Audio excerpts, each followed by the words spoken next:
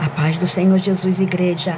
No livro de 1 Tessalonicenses, no capítulo 5 e no versículo 17, a palavra do nosso Deus diz: orai sem cessar.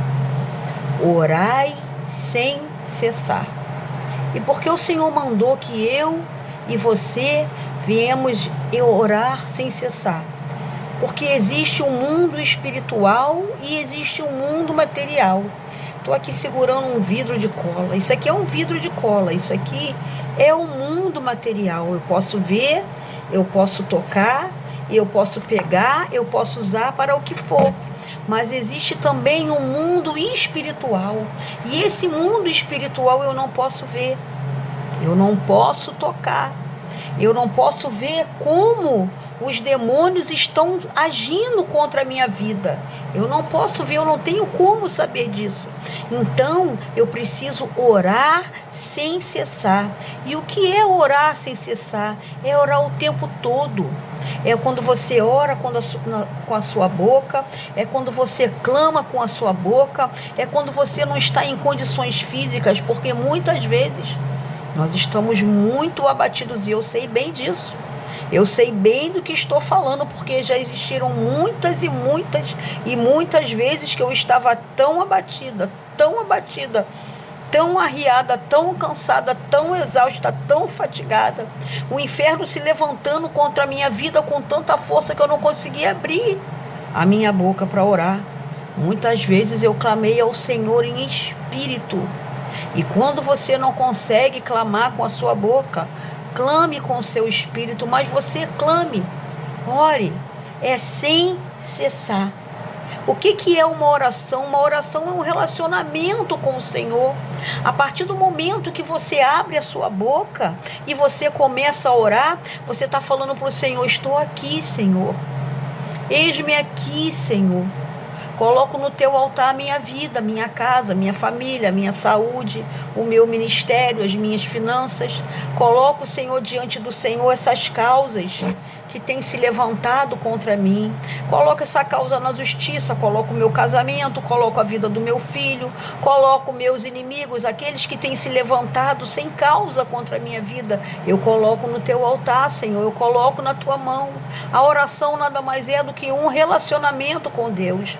A oração nada mais é do que você falar para o Senhor: Senhor, estou aqui, me ajuda, não consigo caminhar sozinha. Se o Senhor não me ajudar, se o Senhor não estiver comigo nessa causa, eu não consigo. Como Moisés uma vez falou: Senhor, se a tua presença não for comigo, não me faça sair desse lugar. O Senhor Jesus, quando ele veio à terra, o Senhor Jesus é a segunda pessoa da Trindade. É o Pai, é o Filho e é o Senhor Espírito Santo.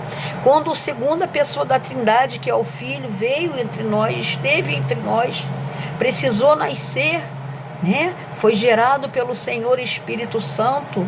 Ele veio como eu e você, ele veio como carne. O Senhor Jesus, ele tinha um espírito excelente. O Espírito de Deus habitava nele. O Espírito do Deus vivo habitava no Senhor Jesus. Porém, ele tinha as mesmas fraquezas que eu e você. Ele foi tentado muitas vezes. O Senhor Jesus não foi tentado só em Mateus 4, quando o Senhor Espírito Santo levou ele para o deserto para ser tentado pelo diabo. Não, o diabo tentava o Senhor Jesus o tempo todo. O diabo viu ali uma oportunidade do próprio Deus se fazer carne, de tentar, né, colocar o Senhor nas mãos dele. E o Senhor Jesus, a Bíblia nos declara que ele fazia a obra durante todo o dia. Ele veio cumprir a missão dele, ele fazia o que ele veio fazer. Ele veio para salvar, para libertar, né? Para curar enfermos, para libertar cativos, para falar do reino de Deus para as pessoas. E depois ele se recolhia para orar. O Senhor Jesus passava a noite em oração, porque ele sabia que ele só conseguiria fazer aquelas coisas se ele tivesse, né, um revestimento do alto. Então o Senhor se revestia das armaduras celestiais todos os dias. Daniel tinha um espírito excelente. Quando o anjo Gabriel, o mensageiro, veio a Daniel, quando ele fez aquele jejum de 21 dias, o anjo Gabriel falou: Daniel, homem muito amado, Eu vim por causa das tuas palavras. Daniel, independente, de decreto, de Dário, de quem quer que fosse, ele orava 3 vezes por dia, porque Daniel sabia que o que dava forças a ele, o que ajudava ele nessa caminhada terrestre nossa, nessa nossa caminhada espinhosa, era a oração, era a comunhão com o Senhor.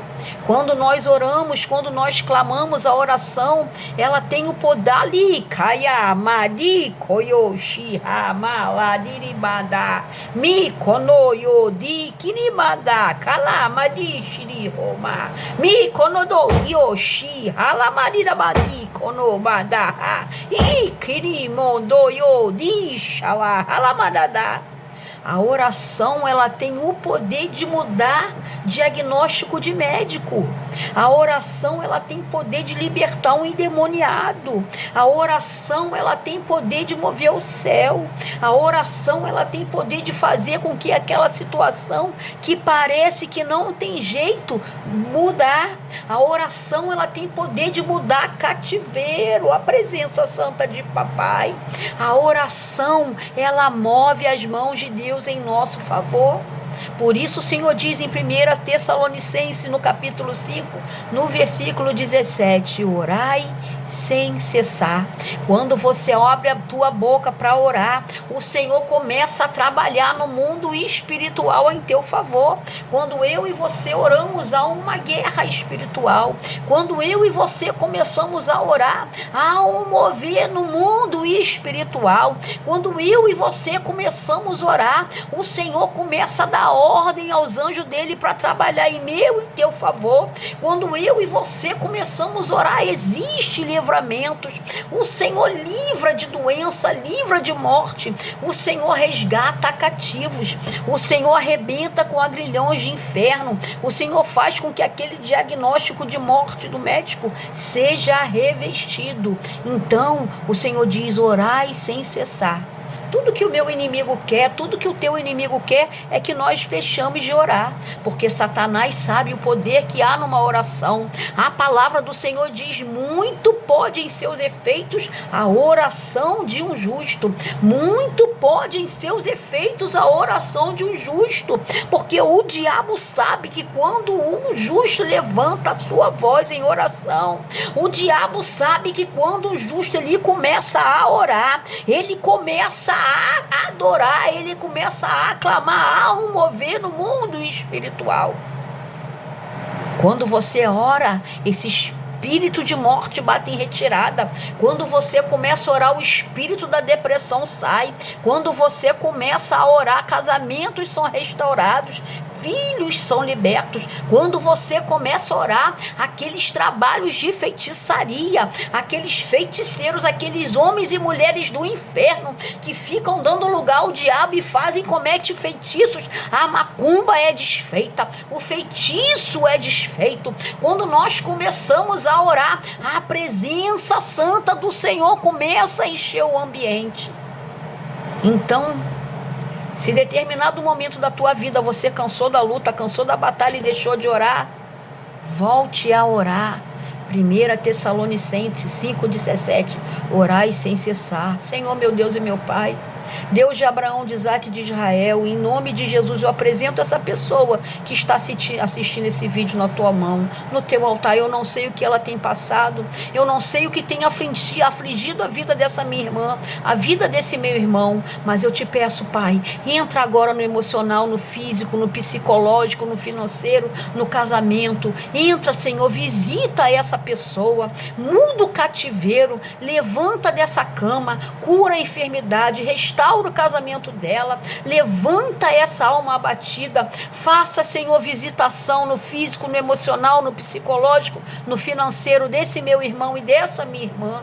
Em nome de Jesus, vai desfazendo as obras de feitiçaria, traz ânimo, traz vida para essa pessoa.